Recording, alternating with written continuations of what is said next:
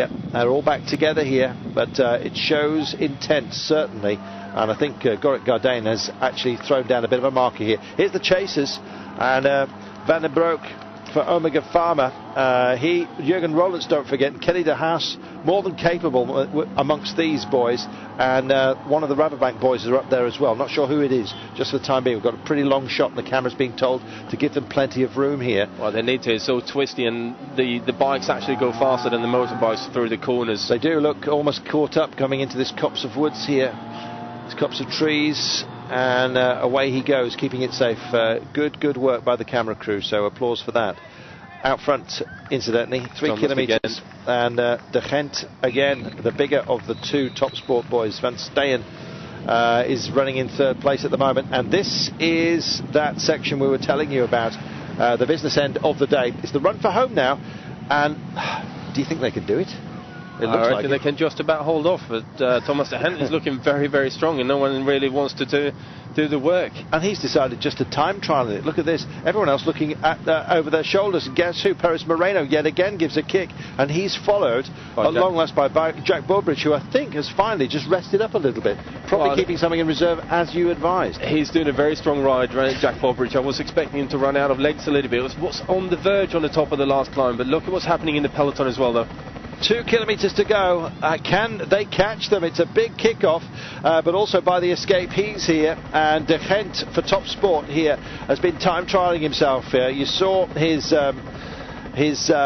arms across the front of the bar. Van Steyen, I beg your pardon. And this is terrific stuff. Just taking up the challenge here is Jack Bobridge. Or maybe he did keep something in reserve. I think he has kept something in reserve. He's doing a fantastic ride. But watch out for Van Steyen in the finish here if they manage to get it all the way into the finish line.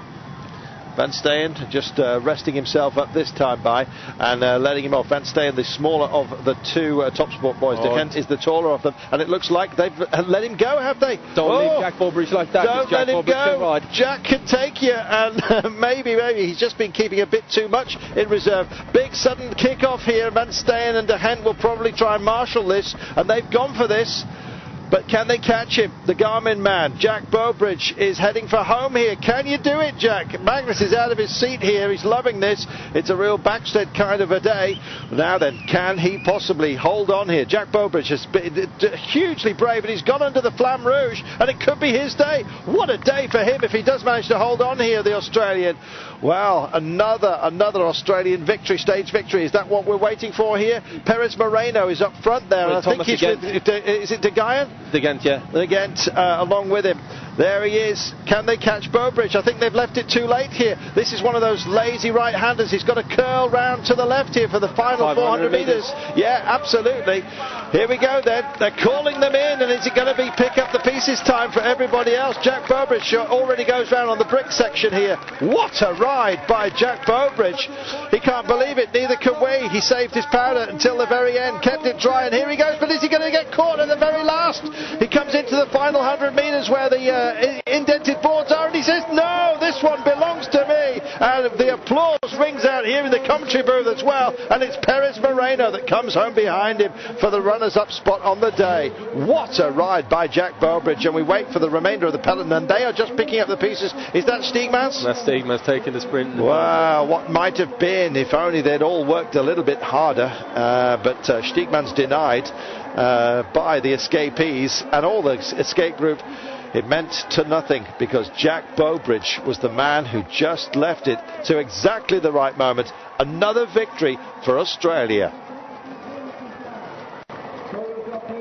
Well, what can you say? It's fantastic to see a young guy do a ride like that. You know, that was pure guts. Absolute pure guts. So well done, Jack. Good on you, mate. Absolutely. Well, we've been saying he had something because he was going with every break. He clearly just believed he got the legs, and that's why he was going on every break. He didn't want to miss out. Still had something in reserve though, didn't he? In the end, superb. Yeah, it was pure guts in the end, and you know, he spotted the moment, got away. Everyone kind of hesitated a little bit because we were too close to the finish to really put an awful lot of power into it, and. Jen Foyt and Kurdas Larvesen having a bit of a play. Yeah, just faking a Mark Renshaw headbutter as they come across the line here. Busy day, a long day. What a nice ending as well, that the escapees actually did make it home. It's always a heartbreaker when they get wound in at the very last, but Jack Bobridge timed that superbly. I think to his advantage was that Dominic Nurse didn't have the legs, and it was up to him really to drag the rest of those boys back up to him, and he couldn't do it. As soon as Nurse kind of pulled out, though, no one else came through, and you know, like I said, don't give Jack Bobridge at 20 metres because he's going to struggle to close it if he commits to it. And I mean, I've got to lift my hat. I love seeing guys taking those kind of risks and really putting it out there and pulling it off. Fantastic. Super work by Jack Bobridge. A worthy winner today. Yeah, and a nice kid as well, actually. Yeah, good. Nasty ones win as well, don't forget.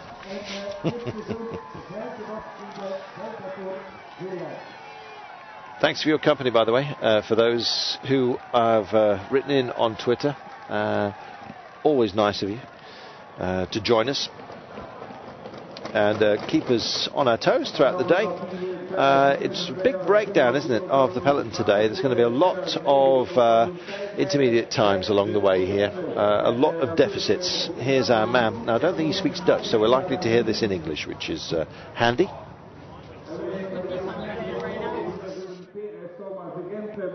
Nice work. Good boy. Jack Bobridge, incidentally, started half an hour down today. 30 minutes and 51 seconds in 143rd, so won't have much impact overall, but his teammates and just about everyone else, the Australian champion just stopping to give him a hug. Fantastic. We like that. Confirmation of the result just flashed up there ever so slightly. And yeah, the rain just starting to come, but it won't dampen the feelings within the Garmin boy. Jack Bobridge takes it 4 seconds clear of 4 of the escapees. Dominic Nurse just dropping back at the end. Kurt Stigmans leading the chasers.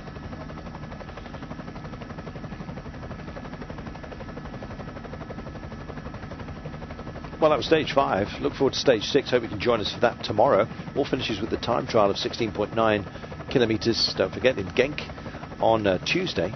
But tomorrow we have the Flèche Wallonne and the Mur de Huy around the Ardennes, which is rather good.